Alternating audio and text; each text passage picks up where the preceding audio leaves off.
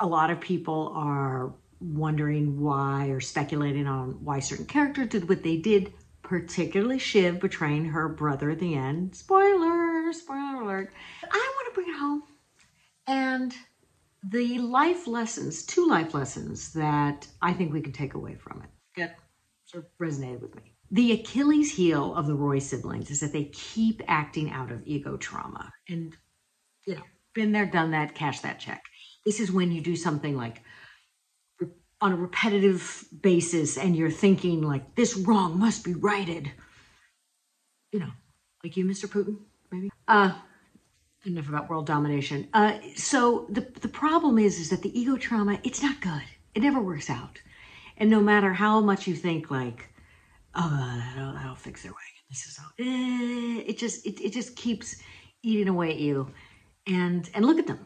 They're miserable. They're never happy. I know I'm a happier person when that beast is quieted. Imagine if they actually had to do like, the Roy kids had to do something like, fly southwest. When you get that like, oh, I'm C21. Okay, where are they? Oh, C19. Okay, I'll stand behind you. Oh my God, C24. Okay, I'm in front. Did C24 just go ahead of me? C24 just went ahead of me. I'm C21.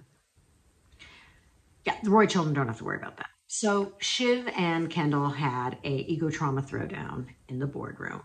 And Roman kind of backs off. Like he finally figures out, like, as he said, this is bullshit, we're bullshit, finally, which is what some of us have been screaming at the TV for a while. Or as my son and I sometimes would be like, oh my God, the dad's an asshole, but at least he made his own business. You guys did nothing. You were born with a lucky horseshoe up your ass. And that last scene with Roman with the cocktail, like, I think, you know what? He's never going to have a normal, intimate relationship. I mean, he'll have some like AI older girlfriend at some point or something. And he'll work at some rando business. But, he's going to be fine. He's going to be fine. Whereas Shiv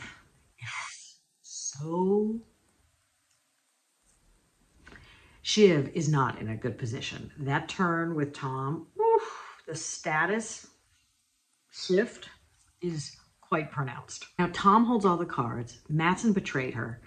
And she's about to have to start to pee all the time. Probably already is. Succession lesson number 2. See what you have, not what you don't have. Kendall is clearly a broken person at the end. You think that bodyguard is the only thing that's stopping him from jumping over the railing, or the bodyguard will stop him from jumping over the railing. But he could also think at some point, I'm still worth $1 billion. I mean, look, we all have our down moments. I do. Everybody does.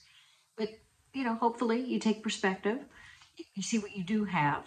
He's been waiting since he was 7 years old to take over a multi-billion-dollar business. And he's never going to get in charge of a business that big. I, for one, have been waiting since I was 7 to be on the Carol Burnett show. Why aren't variety shows still on? Kendall wants to be the head of the family multi-billion-dollar amusement park, cruise ship. By the way, sidebar.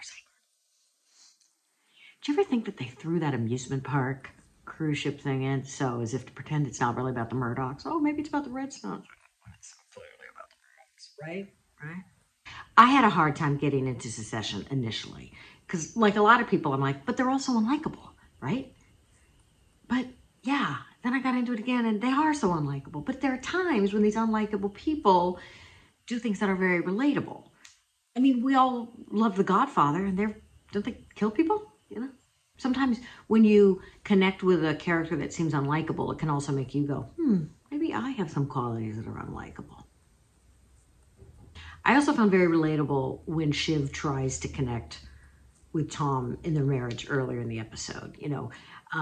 She says maybe they could have a relationship because they've already seen the worst. They've already said the worst. And in another relationship, you're waiting to hear the worst. Well, it's already there.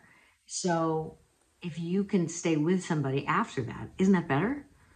I mean, what's in the alternate universe for them? Like Shiv and Tom going on the dating apps and like telling lies to their prospective dates that may hopefully make them look better. And then after a few years, they're all going to eventually find out the truth anyway. So why not just skip that part? And they are married in a community property state, so it could get kind of ugly. I don't get Shiv betraying her brother. I mean, unless she was consciously like, oh, maybe it's going to go to my husband and, you know, I'll support my husband. But that wasn't in her mind. She, again, she was in this ego trauma of just like that sibling rivalry. She just couldn't stand for her brother to have that position. But again, he can see what he has, not what he doesn't have. Yes, he won't run that big of a company, but he's still going to run something. He still has $1 billion. It's just like me, you know, like I have a short waist. But I have good legs. I mean, he could spin off and run at some space age old folks home or whatever that thing was that he was promoting, doing well a few weeks ago. That was the other thing that was so weird about the season, last few episodes, was that it was supposedly just a few days. So every time they'd be like, my dad just died. And I'd be like, well, he died a few months ago, didn't he? And I'm like, oh, I think it almost would have worked better having just binged it time-wise, the time compression. Because there was a lot that was happening in a short amount of time. No wonder they're all nuts.